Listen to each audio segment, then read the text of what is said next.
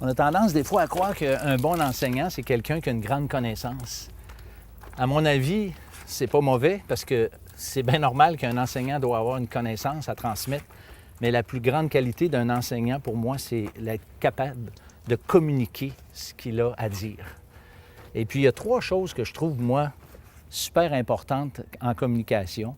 C'est que l'enseignement doit être accessible. Par exemple, l'utilisation d'illustrations, c'est important. Par exemple, l'idée de rendre simple quelque chose qui est complexe, qui est compliqué, je trouve ça bon, je trouve ça important. Puis j'aime beaucoup l'utilisation de maximes, de petites phrases, d'adages courts, comme par exemple « une image vaut 1000 mots ». Ça veut dire beaucoup en peu de mots, et puis c'est facile à se rappeler.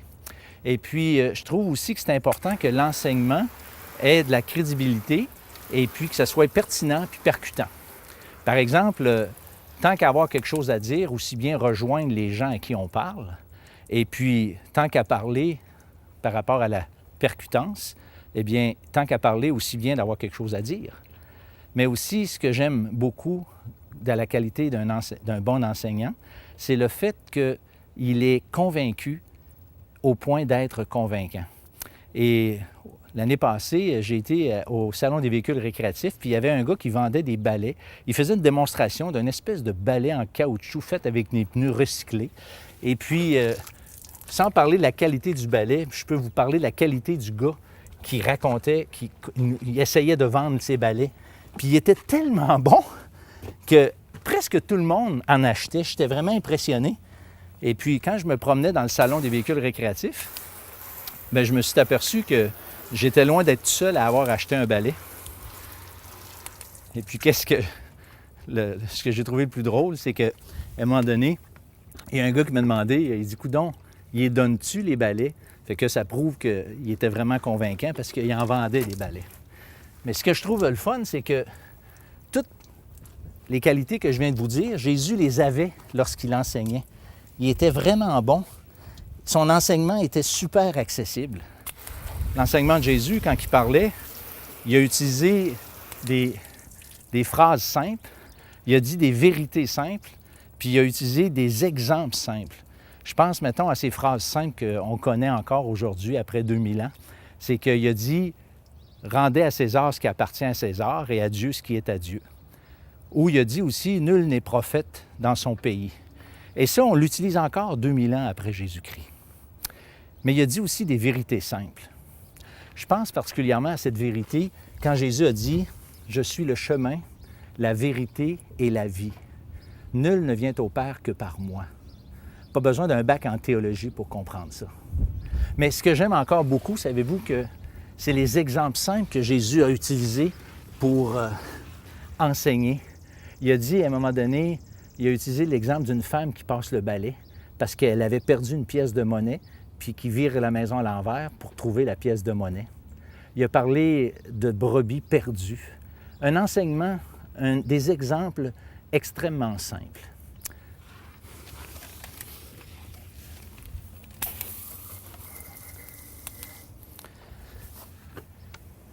Mais Jésus a aussi, comme je l'ai dit, comme qualité importante, il a parlé qu'il y a eu un enseignement pertinent puis percutant. Jésus a parlé de la mort puis de l'au-delà. Il a parlé, par exemple, il a répondu aux questions existentielles que l'être humain doit se poser. Mais l'enseignement de Jésus était particulièrement percutant. Il a dit des choses incroyables, des enseignements qui ont frappé autour de lui. Par exemple, il a dit aux riches, « Vends tout ce que tu as, donne-le aux pauvres, et viens et suis-moi. » Il a parlé de l'adultère. Dans l'Ancien Testament, la mort était le résultat de l'adultère, quelqu'un qui était pris en flagrant délit d'adultère. Bien, Jésus, lui, il était pas mal plus loin que ça. Et ça, c'est percutant parce que moi, personnellement, je peux vous dire, ça me dérange. Et si on comprend vraiment ce que ça dit, ça devrait déranger tout le monde. Jésus a dit que celui qui regarde une femme pour la convoiter, il a déjà commis un adultère avec elle dans son cœur. Y a-t-il beaucoup d'hommes qui peuvent prétendre ne jamais avoir commis d'adultère avec des propos aussi tranchants que ça? Mais je peux vous dire aussi que les propos de Jésus avaient une grande crédibilité. Écoutez, au début de son ministère, Jésus s'est mis à enseigner. Et puis là, les gens qui l'écoutaient, ils n'en revenaient pas, étaient frappés de l'autorité de ses paroles, parce qu'il disait qu'il ne parle pas comme les gens religieux qu'on a l'habitude d'entendre. Quand Jésus y parle, ça frappe énormément, ça dérange. Et puis, à un moment donné, il y a des soldats qui avaient été mandatés d'arrêter Jésus. Et puis, ces soldats-là, ils ne l'ont pas arrêté, Jésus. Et qu'est-ce qu'ils ont fait? C'est qu'ils ont simplement dit comme raison, « Jamais homme n'a parlé comme cet homme. »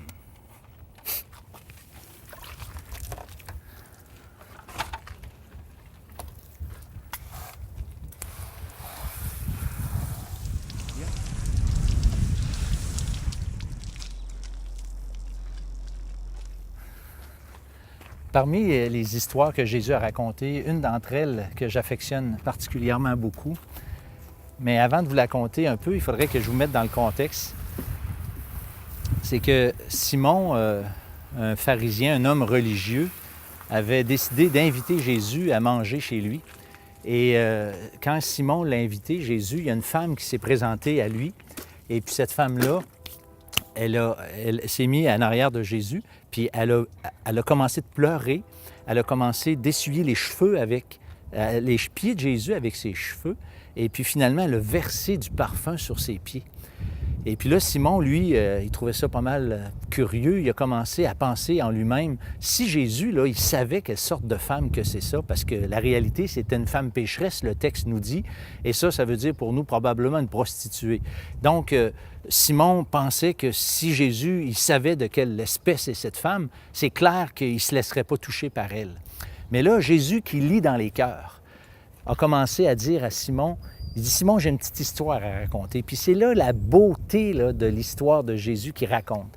C'est qu'il dit, il y avait quelqu'un qui devait de l'argent. 2 personnes devaient de l'argent à une même personne. Donc, 2 personnes dont l'une d'entre elles devait 10 fois plus que la première. Et le créancier, celui donc à qui on devait l'argent, a décidé de remettre la dette à chacun des 2. Et là, Jésus, il pose la question à Simon, il dit, lequel, penses-tu, mon ami, va être le plus content, le plus reconnaissant? Et puis là, Simon, logiquement, il a dit, c'est sûr que c'est celui à qui on a le plus remis. Et puis là, Jésus, il explique à Simon que lui, là, il n'a pas manifesté beaucoup de choses depuis qu'il est là. Tandis que cette femme-là, par le geste qu'elle a manifesté, démontre à quel point elle appréciait énormément la grâce d'être là dans la présence de Jésus. Et probablement qu'elle pleurait sur ses propres péchés. Tandis que Simon ne pleurait pas. Simon ne semblait pas non plus manifester de signes de reconnaissance particuliers. Cette belle histoire est riche en enseignements. Parce que on doit comprendre que vous et moi, on a tous des dettes, une dette morale envers Dieu. Et puis qu'on s'identifie à Simon, l'homme religieux, qui aimait le Seigneur au point de l'inviter chez lui, ou bien à cette femme qui avait beaucoup de dettes, bien, les deux, on est dans le même problème. Autant l'un que l'autre ont une dette envers Dieu. Et lorsqu'il est question de remise de dette vis-à-vis un créancier, je vous donne l'exemple. Si, par exemple, je vous dois 1 000 $, eh bien, si vous me remettez cette dette-là, si vous dites, François, c'est fini, j'efface ta dette. Moi, je suis soulagé d'une dette de 1 000 $. Mais réalisez-vous que vous devrez assumer cette perte-là. Et ça, c'est la grande vérité qui dessous cette histoire que Jésus a racontée, parce que Dieu ne peut pas pardonner comme ça si de rien n'était, mais il faut absolument que la dette soit payée, que ce soit nous, celui qui devait l'argent, ou que ce soit Dieu qui assume la perte. Et dans la réalité, la Bible dit que le salaire du péché, c'est la mort, mais le don gratuit de Dieu, c'est la vie éternelle en Jésus-Christ. Donc, ce qu'il faut, c'est la mort. La Bible dit que Jésus est venu dans ce monde, a vécu une vie parfaite, et à la fin de sa vie, on le sait, il a été crucifié. Mais la Bible dit que la raison pour laquelle Jésus était venu, c'était pour donner sa vie et mourir. De telle sorte que quand Jésus était sur la croix, il a crié « Mon Dieu, pourquoi m'as-tu abandonné? » Et la réponse à cette question, c'est chacun d'entre nous. C'est vous, c'est moi. Jésus a payé la dette de nos péchés. Et pour que nous puissions entendre, nous aussi à notre tour, cette phrase formidable que Jésus a dit à cette femme pécheresse, « Tes péchés sont pardonnés, va en paix », bien, nous devons reconnaître, nous aussi, la dette morale que nous avons. Qu'elle soit grande ou petite, nous avons une dette morale. Nous devons reconnaître que nous avons une dette morale. Et ensuite, se tourner vers la croix du Calvaire, là où, il y a 2000 ans, Jésus-Christ prenait la dette de vos péchés. Et la Bible dit que si, simplement dans une démarche personnelle, vous venez à lui, vous reconnaissez votre dette, vous reconnaissez que Jésus a pris votre place sur la croix, la Bible vous affirme, Dieu vous promet qu'il vous donne la vie éternelle. Je vous invite à faire cette démarche personnellement pour obtenir cette grâce que Dieu offre encore aujourd'hui à tout pécheur. Voilà le cœur même de l'enseignement merveilleux que Jésus a dit et propagé lorsqu'il était avec nous. Vous voulez approfondir votre réflexion suite à cette émission?